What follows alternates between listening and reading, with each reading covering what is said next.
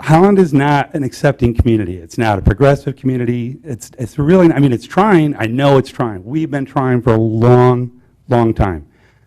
I live here. I still live here. I enjoy many aspects of it. So do my children. So does my daughter, who's not here, who loves the lakeshore, who loves the Four Seasons, who loves her family. But she can't be here because she's not accepted here. She was fired from her job because she's gay. She gets slurs walking through Centennial Park because she's gay. This goes on. You know what? And I was surprised. She came home in tears after a walk. And I'm like, what's the matter? Somebody called me a dyke from just driving downriver. She said, I could never live here. I can't do it. I can't be anywhere near my family, which it splits us up. My son won't live here. My daughter won't live here. I live here. I still have 2 young boys. They're living here. They see this all the time. They know it. You know, are we going to change or are we not going to change? It's not like passing this thing is going to change the percentage of gay people in the community. Not going to happen, you know? So, you know, is it the right thing to do? Are we talking about discrimination? Are we okay with discrimination? Are we the only right people in the world? You know, everybody has to be the same. If everybody here were the same, I would be out of here. We're close enough to the same where I still feel like being out of here. But I'm still here, you know. I embrace it, and I keep trying to change it. And so I try to be a role model for my kids. I try to use this as a teachable moment, 3 hours of not eating, listening to boring stuff that, I mean, I think that is the job of government, to bore us to death so we just don't care, and you can make whatever decision you want based on housing things and abatements and whatever. But this is an issue that obviously a lot of people care about.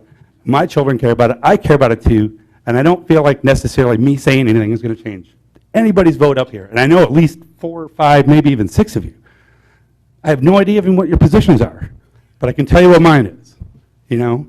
It's the right thing to do. It should be passed. You know, it does tear people apart. You may not think it's going to affect you, but someday you may find that it will. So just keep that in mind. Thank you. Thank you. I've learned of several instances of discrimination in Holland, and I hope that these individuals have written to you. I would assume that the numbers of discrimination events would be small, as gays make up a small proportion of our population, and many, like my son, have fled West Michigan. Many of my gay friends who remain are silenced out of fear of being fired. One instance of discrimination is one too many. Never once did I consider that I would be a victim of prejudicial discrimination. As a U.S. history teacher, a key theme taught was our national struggle to practice our core belief that all are equal. I taught about discrimination, but I never really understood it until I personally experienced it. Discrimination is insidious. There's no defense.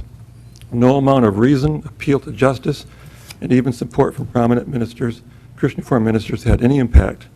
It's irrational, often emanating from fear and ignorance.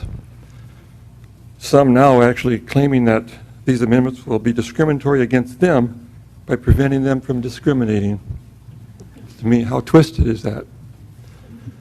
Another reason to pass these amendments is your children are watching. I work with gay teens all over this community, many of whom are distraught, fearful, harassed at school. They hear the many hurtful untruths being said. Our sexual orientation is not an immoral, changeable choice. You may not wish that this choice to stand for justice is before you, but it is.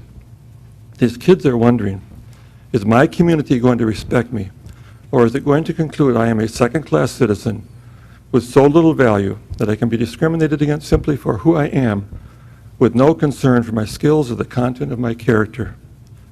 Will those who harass me at school be empowered? Your vote is a message that will resonate far beyond the confines of this room. Passing this ordinance may not protect all or change hearts, but I know from talking with our GLBT children that the message you send will either be one of more affront to their existence or a statement they are equally worthy. Tell all that they are valued members of this community.